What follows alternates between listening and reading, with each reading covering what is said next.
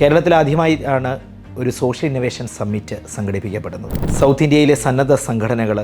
Social startup സംരംഭകർ, MSW പഠിക്കുന്ന കുട്ടികൾ,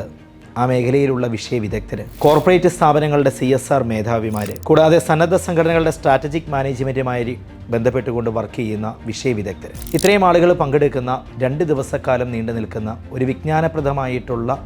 ഒരു സമ്മിറ്റ്. NGO ഡ്യൂ ഡെലിജൻസുമായി ബന്ധപ്പെട്ടുകൊണ്ട് ഒരു സന്നദ്ധ സംഘടനയ്ക്ക് അതിൻ്റെ ഡോക്യുമെൻറ്റേഷൻ കാര്യങ്ങളിൽ ശ്രദ്ധിക്കേണ്ടതായിട്ടുള്ളത് എന്തെല്ലാം കാര്യങ്ങളാണോ അതിൻ്റെ ഏറ്റവും താഴത്തെ തലത്തിലേക്ക് വരെ ഇറങ്ങിച്ചെന്ന്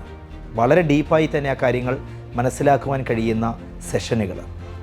2013 നമ്മുടെ രാജ്യത്ത് CSR നിയമം, കോർപ്പറേറ്റ് സോഷ്യൽ റെസ്പോൺസിബിലിറ്റി നിയമം പാസ്സായതിനു ശേഷം ഉദ്ദേശം 1 ലക്ഷം കോടി രൂപയിലധികമാണ് ഈ കഴിഞ്ഞ 10 വർഷക്കാലം കൊണ്ട് സാമൂഹിക പ്രതിബദ്ധത ഫണ്ട് എന്ന നിലയിൽ കോർപ്പറേറ്റ് സ്ഥാപനങ്ങളും പൊതുമേഖലാ സ്ഥാപനങ്ങളും സമൂഹത്തിൻ്റെ നന്മയ്ക്ക് വേണ്ടി ചെലവഴിച്ചിട്ടുള്ളത്. ഇത്തരം ഫണ്ടുകളിലേക്ക് എത്തിപ്പെടുവാൻ സന്നദ്ധ സംഘടനകൾ ശ്രദ്ധിക്കേണ്ടതായിട്ടുള്ള കാര്യങ്ങൾ, അതുകൂടാതെ സാമൂഹിക സംരംഭകത്വ വികസനവുമായി ബന്ധപ്പെട്ടുകൊണ്ട് സോഷ്യൽ സ്റ്റാർട്ടപ്പുകൾ ആരംഭിക്കുന്നതിൽ സന്നദ്ധ സംഘടനകൾക്ക് ചെയ്യുവാൻ കഴിയുന്ന കാര്യങ്ങൾ, അതിൻ്റെ സാധ്യതകൾ, ഒപ്പം തന്നെ NGOസിൻ്റെ സ്ട്രാറ്റജിക് മാനേജ്മെൻറ്റ്, ഈ 4 പ്രധാന വിഷയങ്ങളിൽ ഊന്നി നിന്നുകൊണ്ട് കേരളത്തിലെ ചാരിറ്റബിൾ സൊസൈറ്റികൾക്ക്,